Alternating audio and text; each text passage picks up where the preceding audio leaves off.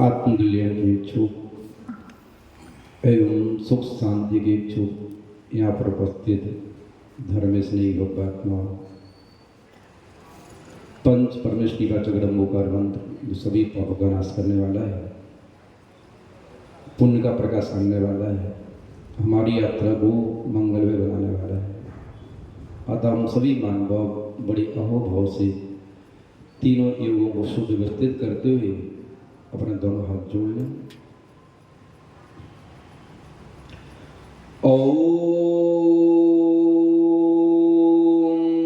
नमः सिद्धेभ्यः।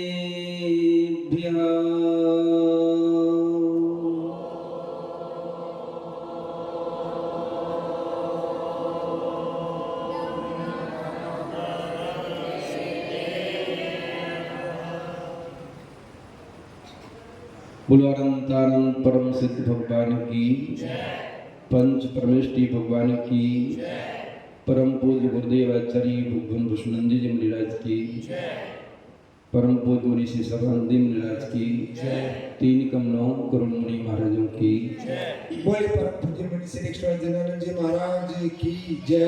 बोले परम पूज्य मुनि श्री कृष्णानंद जी महाराज की जय।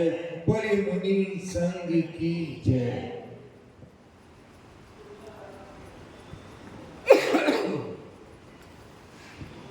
आत्मकल्याण के इच्छुक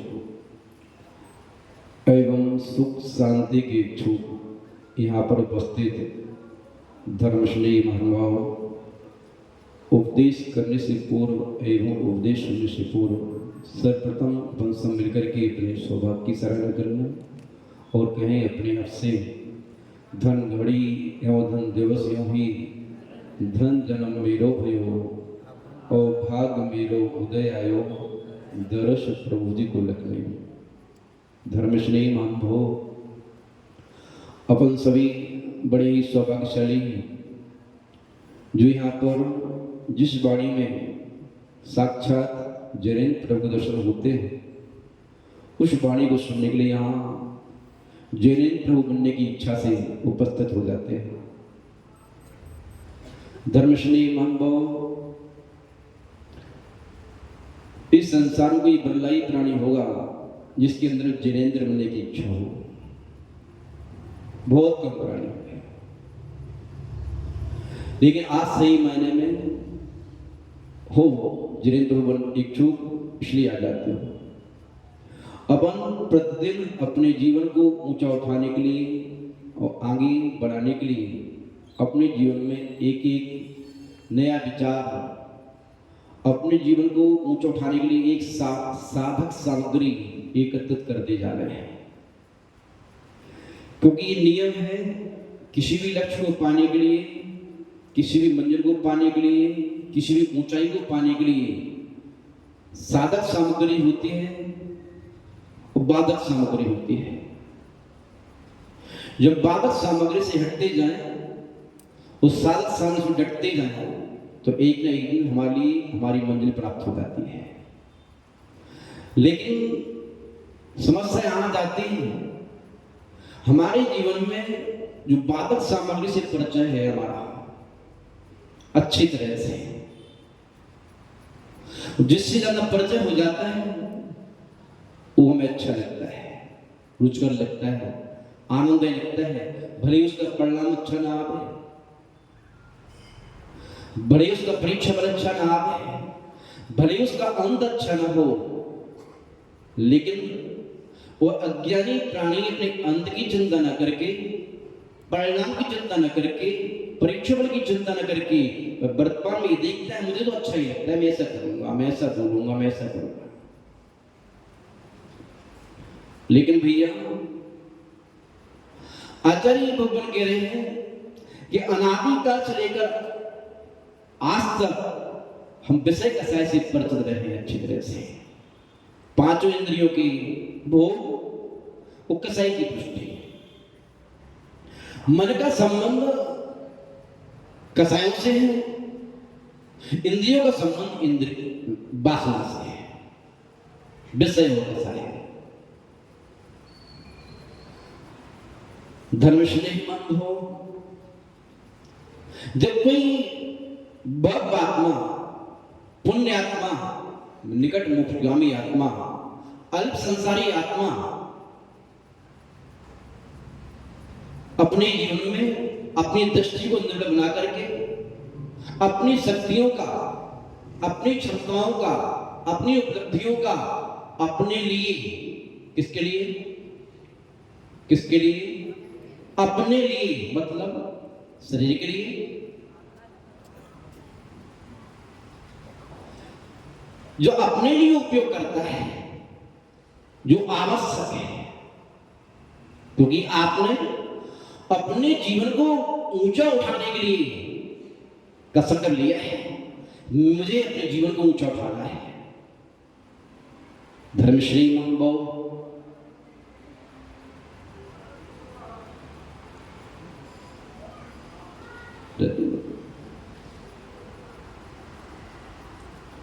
अपने जीवन को ऊंचा उठाने के लिए हमें अंदर से संकल्पित होना चाहिए और अपने संकल्प को ध्यान रख के क्रियाचर्या हासिल करना चाहिए।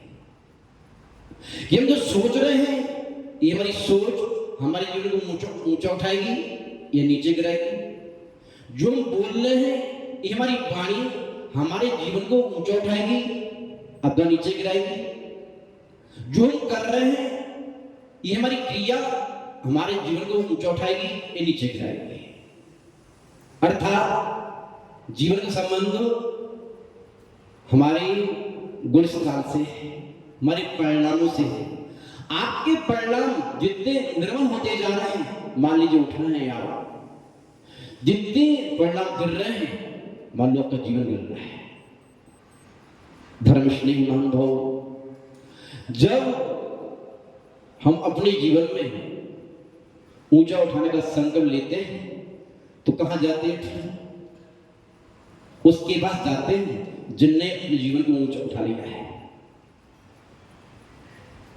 जिसे आपको इंजीनियर बनना हो, सीए बनना हो, डॉक्टर बनना हो, मास्टर बनना हो, कहां जाते हैं आप? जो बन चुके हैं। बताओ आप कैसे बने? हमें भी बताओ, हम भी बनना चाहते हैं। ऐसे जो जैन बन चुके हैं, जो साधु बन चुके हैं, जो आचार्य बन चुके हैं, आप कैसे बने?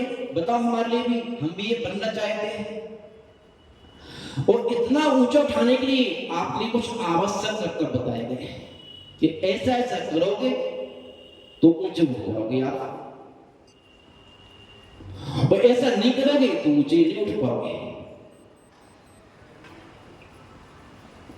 आवश्यक का तात्पर्य वो आवश्यक शब्द ही कह रहा है।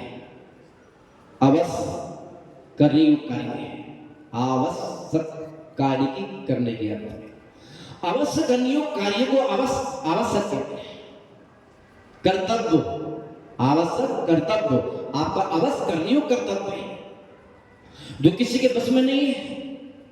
किसी के बस में तात्पर्य हमें अच्छा नहीं लगता, हमारे मन को अच्छा नहीं लगा। अरे भले मानस तेरे मन के अनुसार करना है कि जीवन को ऊंचा उठाना है। अपने जीवन को ऊंचा उठाना है तो मन को खुटिया में डाल के रखो, जिससे आपका जीवन ऊंचा उठता है वो काम करो। आज मंदिर जाने का मन नहीं कर रहा हमारा, आज जो स्वाध्याय करने का मन नहीं कर रहा हमारा, आज क्या जाना स्वाध्याय उपदेश सुनने के लिए आज मन नहीं कर रहा, आज आहार देने नहीं जाना मन नहीं कर रहा हमारा, आज एक आसन रहने दो कल साधु कर ले, आज मन नहीं कर रहा था कल कर लेंगे। धर्मश्री मान को मन कर रहा, मन के मन नहीं कर रहा, समझ लो आप मन को बस में नहीं कर पाए आप, अब मन के बस में हो गए। यदि मन के बस में हो तो आपकी अवस्था खत्म होने वाली नहीं है। ये मन तो पता नहीं क्या क्या कहता है। हमारी इंद्रियां, स्पर्श बहुत ठंडी बढ़ रही है, मंदिर ठंडी बहुत पड़ रही है, गर्मी बहुत पड़ रही है। धर्मश्री लोग जो हम इंद्रियों के बस में होकर के, मन के बस में होकर के बस में हो जाते हैं तो हमारी आवश्यक कर्तव्य छूटने लगते हैं। वो आचार्य ने कहा किसी भी परिस्थिति में अपनी क्रिया को कम ज्यादा करके क्रिया पूरी करो, मूल में भूल मत आने दो। बात खड़े होकर नहीं कर पा रहा, बैठ के करो, बैठ के नहीं कर पा रहा, लेट के करो, दिक्कत। ज्यादा नहीं कर पा रहे कम करो, और नहीं कर पा रहे तो प्रायश्चित दे करके शुद्धि कर लो। गलती मान लो, कर नहीं पाए, मजबूरी नहीं कर पाए, जानबूझ कर नहीं कर पाए, कैसे नहीं कर पाए, नहीं कर पाए तो प्रायश्चित दे लो। अपने आचार्य महाराज पास जाओ तो कहो, हम आचार्य महाराज, गुरु जी, हम ऐसी परिस्थिति में थे, ये काम नहीं कर पाए। धर्मेश महानुभाव, ये आवश्यक कर्तव्य हमारे जीवन में अनंत आकाश की ऊंचाइयों को ले जाने वाले हैं। कर्तव्य साधुओं के भी होते हैं, वो कर्तव्य श्रावक के भी होते हैं। आप पास कोई गाड़ी है आगे बढ़ने की, तो साधु पास कोई गाड़ी है आगे बढ़ने के लिए। धर्मश्री अंतर इतना है कि आपकी गाड़ी चलती है जमीन पर, और साधु गाड़ी कभी कभी आकाश में चली जाती है, ऊपर चलती है। कब? जब वो शुद्ध वियोग की वस्तु बनती है, उस समय की गाड़ी नीचे नहीं होती है, उनकी गाड़ी अधर होती है। कहाँ होती है? मानव में। और ध्यान रखना, जैसे ऊपर चलने वाले जो वाहन होते हैं, एरोप्लेन होते हैं, वो एरोप्लेन में एक भी छिद्र नहीं होता कि अंदर हवा पहुंच जाए। हम कभी बैठे नहीं, कभी सुना है आप लोगों से, ऐसे ही होता है। क्यों? बाहर की हवा अंदर पहुंची, वो ऊपर ले जाएगा, ऊपर वाला नीचे आया। धर्मश्री महानुभाव, जिसको अनंत आकाश की ऊंचाइयों को छूना है, तो बाहर की हवा अंदर मत आने दो, अर्थात अपने पांचों इंद्रियों को अंतर्मुखी कर लो। जो इंद्रियां आपके आत्मा का अहित करने वाली थी, विघात करने वाली थी, पकड़ के उड़ जाने वाली थी, उन्हीं इंद्रियों को अंतर्मुखी करके आत्मा के हित में सदुपयोग करना प्रारंभ कर दो। आपकी आंख, आपकी कान, आपकी हाथ, आपकी पैर, जो भी आपकी क्षमताएं मिली हैं, इन सारी क्षमताओं का यदि हम सही मायने में सदुपयोग करें अपनी आत्मा के लिए, हम अपने जीवन को बहुत ऊंचा उठा सकते हैं। एक कुछ नहीं मांगती बेचारी इंद्रियां, हमारा मन बदमाश। धर्मेश्वरी महानुभाव, हम अपने मन को और अपने इंद्रियों को स्वाध्याय के माध्यम से मना सकते हैं। जो व्यक्ति स्वाध्याय नहीं करता, कहां से नहीं करता? बाहर से नहीं। दर्शन शुद्धि हमने क्या पढ़ा था? मन आने। जो मन से स्वाध्याय नहीं करता, उसके अंदर तो एक गड़बड़ रहेगी। धर्मश्री महानुभाव, यदि हम अपने मन को, अपनी इंद्रियों को वश में करना चाहते हैं, तो हमें नियम से प्रभु को अंदर से देखना पड़ेगा, स्वाध्याय मन से करना पड़ेगा, सेवा मन से करना पड़ेगी, सारे काम मन से करने पड़ेंगे, क्योंकि उत्थान होना है मन से। ये मन बीज का हिस्सा है। मन चाहे आपके अनुकूल हो जाए तो इंद्रियों को आपके अनुकूल चला करके आपकी उन्नति कर दे, मन प्रतिकूल है तो इंद्रियों को विपरीत समय दे करके आपकी आत्मा का अहित करते हैं। और मन को रमाने के लिए सुत स्कंदे धीमान, आचार्य भगवान ने सूत्र दिया है कि मन को रमाने के लिए स्वाध्याय में लगा के रखो। हमेशा स्वाध्याय करो, प्रतिमान योग, करणान योग, चरणन योग, द्रव्यान योग, जहां आपका मन लगा के रखो, जिससे आपको इंद्रियों की खटपट की आवाज आपको सुनाई ना दे। मन ही का लग गया, फिर आपकी इंद्रिय खटपट बचने वाली नहीं है। धर्मश्री महानुभाव,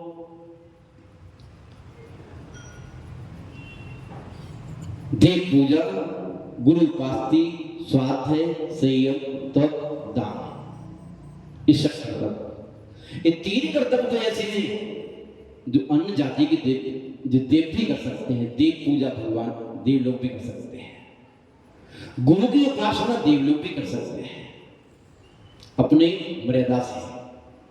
और स्वाध्याय तो उनके यहाँ बहुत चलता है। आप लोग सोचते हो आप ही करते हो, प्रतिदिन जो है सुधर्मा सभा में तब चर्चा होती है क्यों पंडित जी? होती है। ध्यान रखो, वो लोग स्वाध्याय भी करते हैं, समय समय पर गुरु उपासना भी करते हैं, गुरुओं की महिमा गाते हैं। धन्य ये लोग कि दिवंबर मनुष्य प्रिय पाकर के मोक्ष जाने की साधना कर रहे हैं, बहुत कुछ करते हैं और देव पूजन करते हैं। लेकिन 3 कर्तव्य ऐसे हैं, कौन कौन से हैं?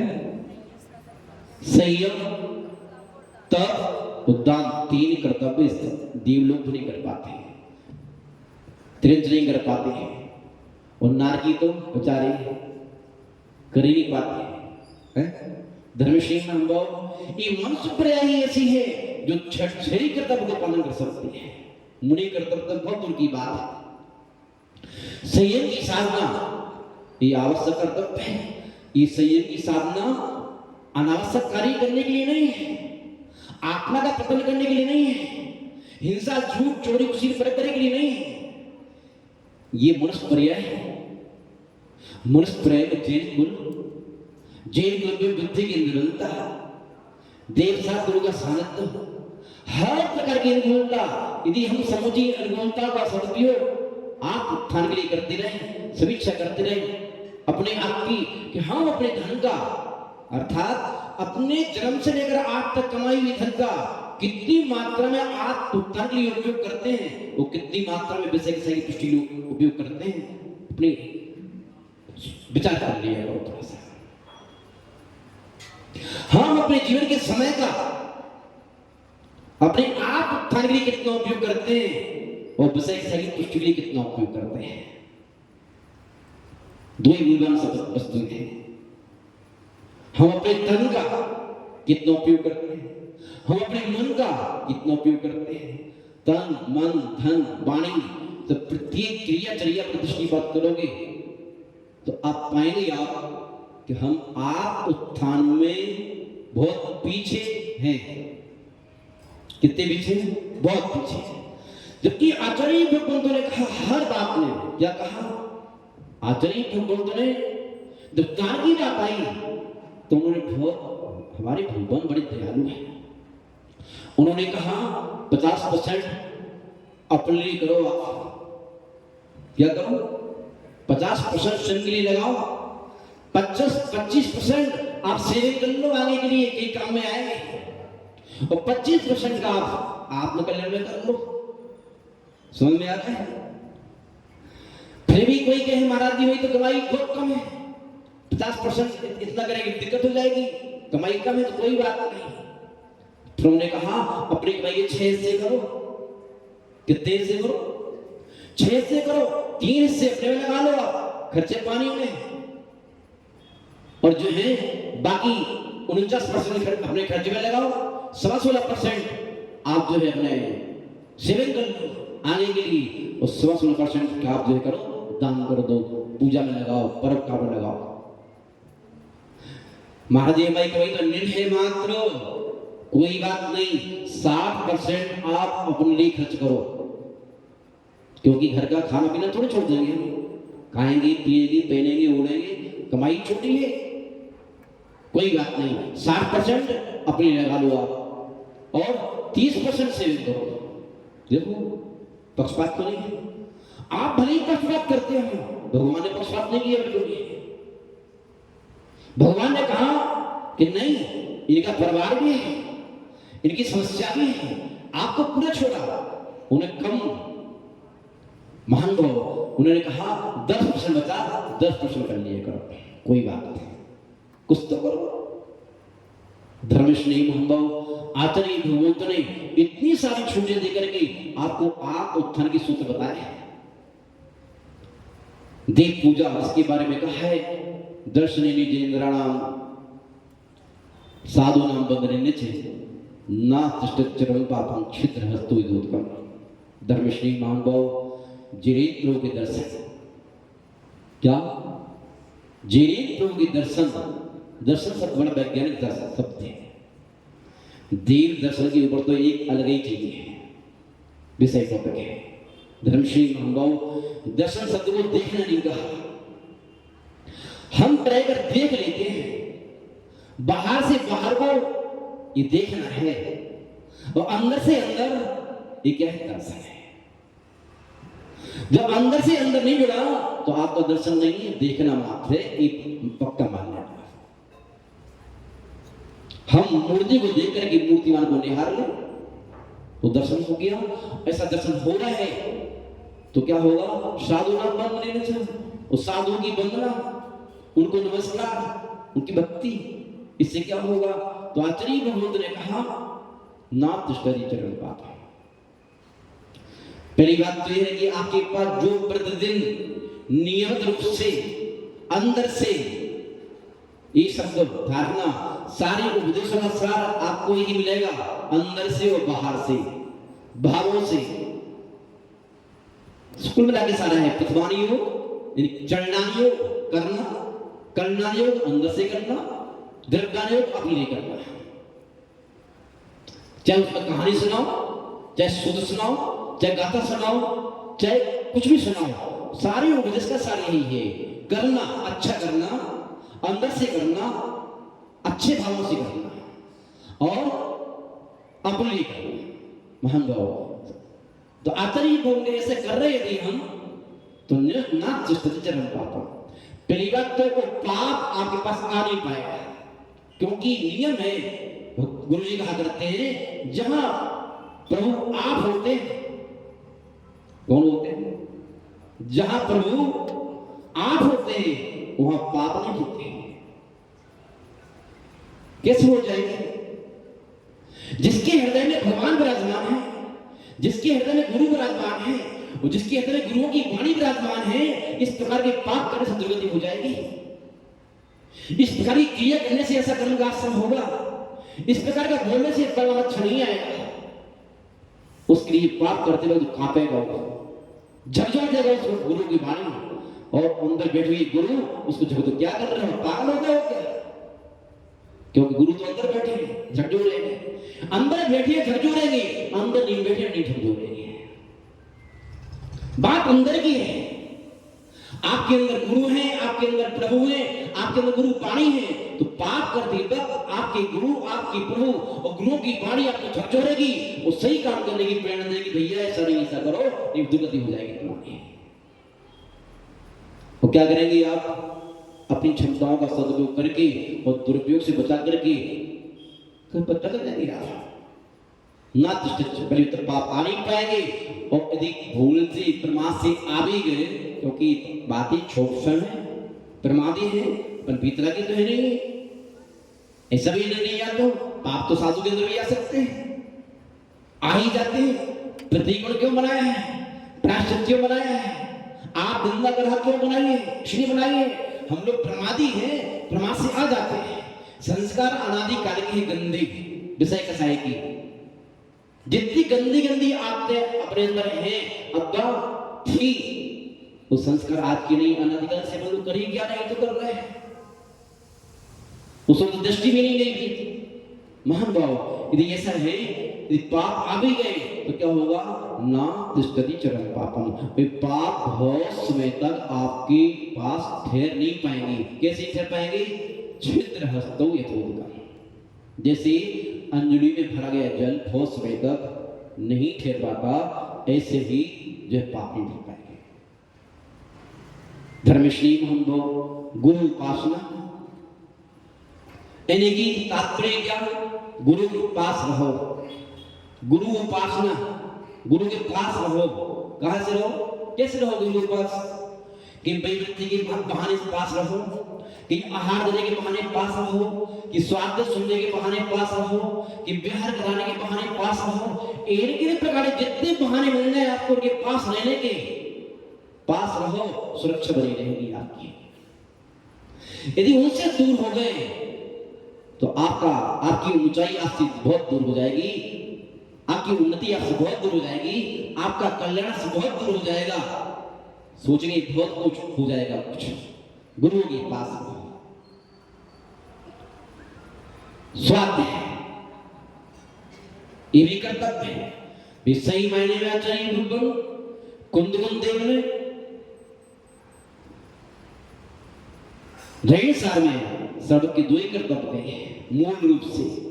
बाकी गुण दानम पूजा मुख्य सावे धर्म ने सावे अकेला मुख कर्तव्य दो है, बाकी गुण कर दिए उन्होंने। तो उन्हें कहा ही नहीं है कि कर्तव्य तुम्हारे, बोले क्या, दान और पूजा दो करो। ये दो कर्तव्य में सारे कर्तव्य समाये हुए, ये कर लो तुम्हारी कुछ करने की जरूरत नहीं है। वो सही माने में वैज्ञानिक सबसे आचार्य भगवान कुंदकुंद देव ने ये गाथा लिखी है, दान पूजा मुख्यम मुख्यता दी है, तो पक्का मान लीजिए बहुत बड़ा वैज्ञानिक सब ये सब सूत्र दिया है।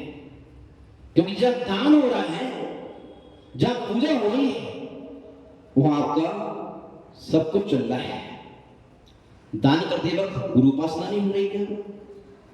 पूजा के वक्त देव पूजा नहीं हो रही, उनके वक्त संयम की साधना नहीं होती। संयम के पास आने के लिए आपको भी आदत संयमी बनना पड़ता है, तो आदत उसी बनना पड़ता है। जो हमारा बिहार चलता है, पूछ रहे इन लोगों से, इनकी गर्मी भी सहन करनी पड़ती है, ठंडी सहन करना पड़ती है, बाहर सोना पड़ता है, खाने पीने में उल्टा सीधा होता रहता है, क्या करें हैं? धर्मश्री महानुभाव सारे कर्म होते हैं। ये पक्का मान लेना, साधु के पास आने के लिए आधे तपस्वी बन जाते हैं आप, क्योंकि तपस्वी बड़े बिना तपस्वी की सेवा नहीं कर सकते आप। शुद्ध भोगी हो तो साधु की सेवा कैसे करोगे आप? गर्मी सहन नहीं होती हमसे, ठंडी सहन नहीं होती हमसे, चला नहीं जाता हमसे, ये सहन नहीं होता हमसे, कैसे करोगे सेवा? नहीं कर सकते। धर्मश्री महानुभाव दीप पूजा, गुरु उपासना, स्वाध्याय, स्वाध्याय का तात्पर्य क्या? स्वस्मयी के तो अध्याय स्वाध्याय, अपनी आत्मा के हित के लिए किए गए अध्ययन का नाम स्वाध्याय है। अपनी आत्मा के हित के लिए आप क्या करो? अध्ययन करो। कैसे अध्ययन करो? अध्ययन करने के लिए शास्त्र भी है, अध्ययन करने की प्रकृति का एक एक दृश्य आपको स्वाध्याय कराने में सक्षम है। आपकी दृष्टि अपनी होना चाहिए। ढलता हुआ सूर्य, मुरझाता हुआ फूल, बहता हुआ पानी, जब विचार करने बैठोगे आप, एक एक दृश्य आपको स्वाध्याय का आपका अध्ययन करा रहा है। फिर भी आचार्य भगवंतों ने आपके कल्याण के लिए अनेक अनेक सूत्र दिए हैं, गाथा दी है, कहानियां दी है।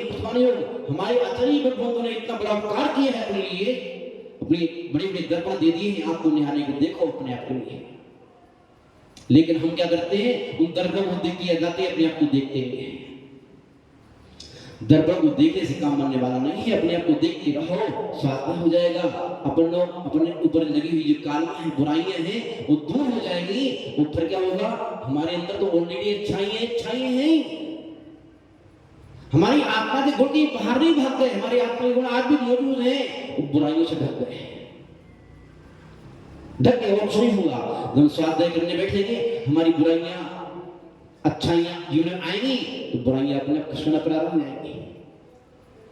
जब दीप जलेगा कमरे में, तो अंधकार अपने आप भाग जाएगा। बुराइयों से लड़ना है। समय का 1 घंटा है, अब मंदिर बजा दोगे आप, तो पिक्चर देखने कैसे जाओगे? पिक्चर अपने आप छूट जाएगी। पूछवा सागर महाराज जी जब कर्म सिद्धांत का उपदेश देते हैं, तो बहुत बड़ी उदाहरण देते हो कि जो है एक कमरा है, चारों तरफ से बंद है, एयर कंडीशन कमरा है, एक और खिड़की है और दूसरी ओर खिड़की है। एक तरफ से बदबू वाला स्थान है, जब कचरा पड़ा रहता है, एक तरफ से बगीचा का कमरा है, बगीचा बहुत बड़ा बाग है, खुशबू आती है। व्यवस्था ऐसी है, एक खिड़की खोलोगे आप तो दूसरी अपने आप बंद हो जाएगी। कौन सी खोलोगे?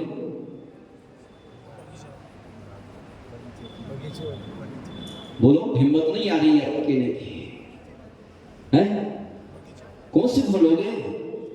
बगीचे वाली खोलोगे, क्योंकि नाश्ता को पुष्ट करता है।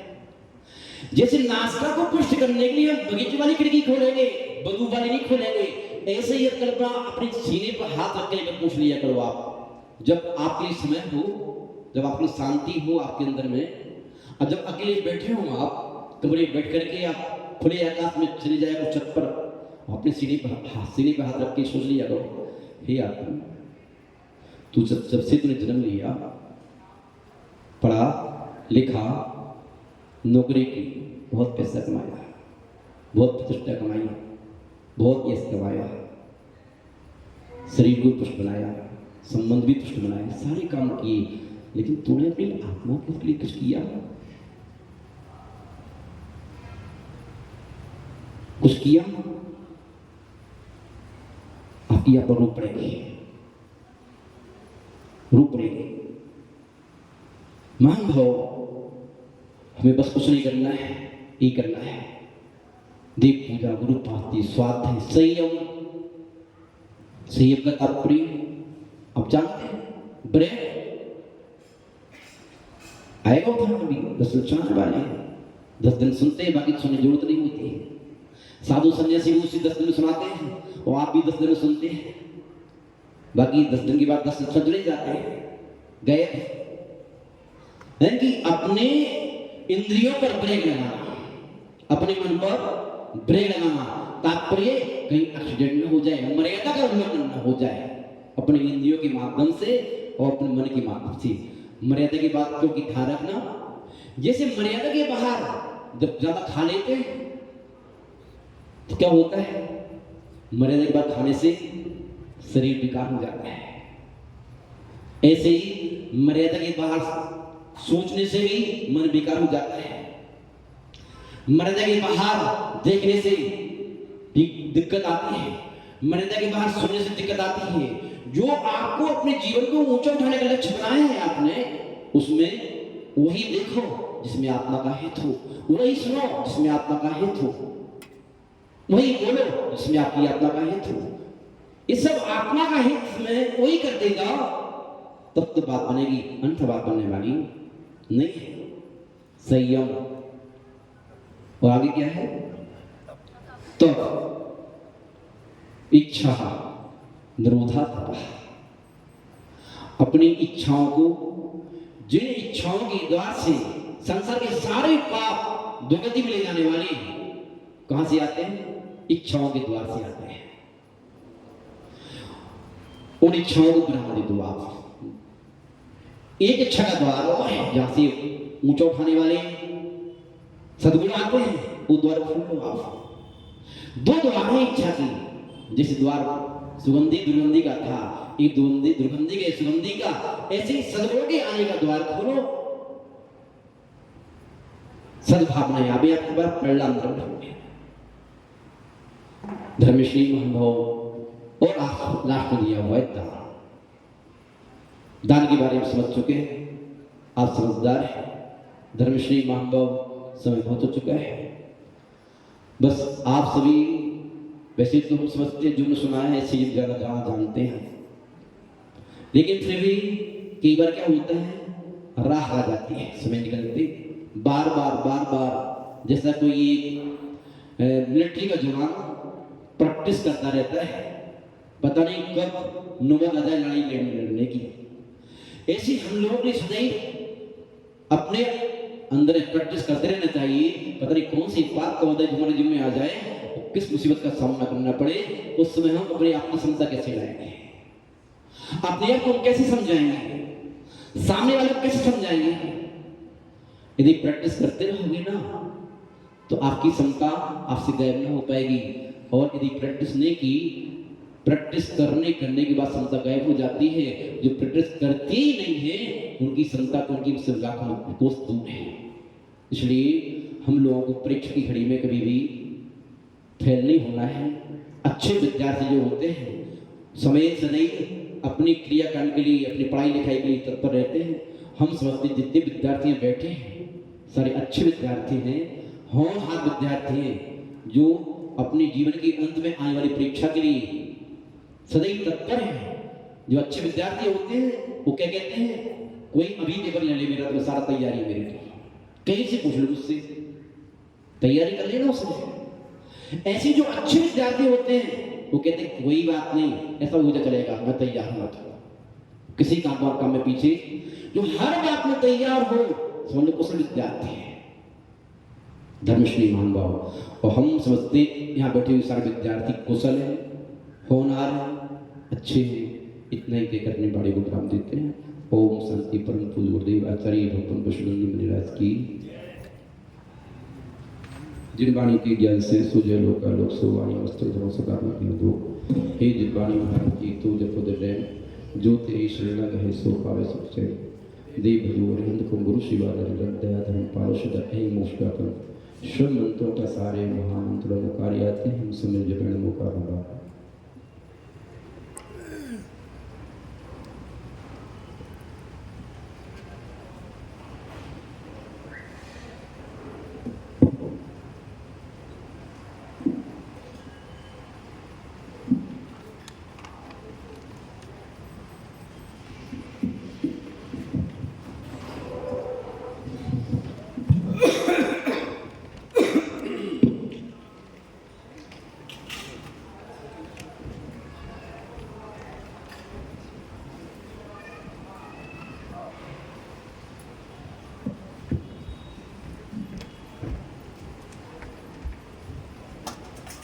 आज चित्रानावरण दीप प्रज्वलन पाठ प्रसारण पंडित जी साहब ने कहा किया है मिलन क्रियाओं को, तो आज इन्होंने 2100 रुपये मंदिर समिति को भेंट किए हैं। इसके लिए साधुवाद के पात्र और मंदिर समिति इनको धन्यवाद ज्ञापित करती है।